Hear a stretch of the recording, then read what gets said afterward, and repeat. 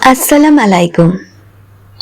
প্রিয়, নভেম্বর শেষ দিন, ডিসেম্বরের শুরুটা তোমার চিঠিতে হলো। বছরের শেষ পৃষ্ঠায় এসে দাঁড়িয়েছি।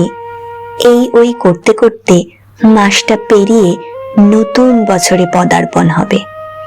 কত পাওয়া না পাওয়ার হিসেবে জর্জরিত হবে ডিসেম্বর মাসটা। অথচ হিসাব না কষে আমরা ডিসেম্বরের অনাবিল স্নিগ্ধা উপভোগ করতে পারি। শীত শীত অনুভব, শীতের মেঘের তীব্রতা, বাতাসে শিশিরের ঘ্রাণ, আর ঘাসের গালিচায় মোড়ানো শিশিরের অনুভব। রাতভর টুপটাপ শিশিরের রিমঝিম শব্দ। আয়না দাঁড়িয়ে বয়সের তুলনায় মুড়ে যাওয়া দেখা, একটু ত্বকের শুষ্কতা প্রতিরোধে যত্ন, পুরো বছরের স্মৃতিগুলো মনে না করে নিজেকে এগিয়ে নিতে স্বপ্ন দেখা। যদিও ডিসেম্বর মনে করিয়ে দেয় ব্যর্থতাগুলো, আক্ষেপে বুকের ভেতর চেপে ধরে, অভিমানে জলও ভাসে চোখে। কতটা অপূর্ণ রয়ে গেল মনে করিয়ে দেয়।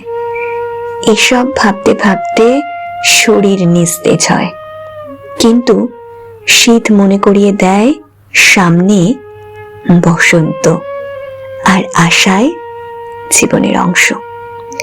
রাত জেগে ভাবতে শেখায় কোনো এক নীরব রাতে জীবনের সূর্যটা আর উঠবে না, যেভাবে শীতের দিনগুলোতে সূর্যের মুখ দেখা যায় না।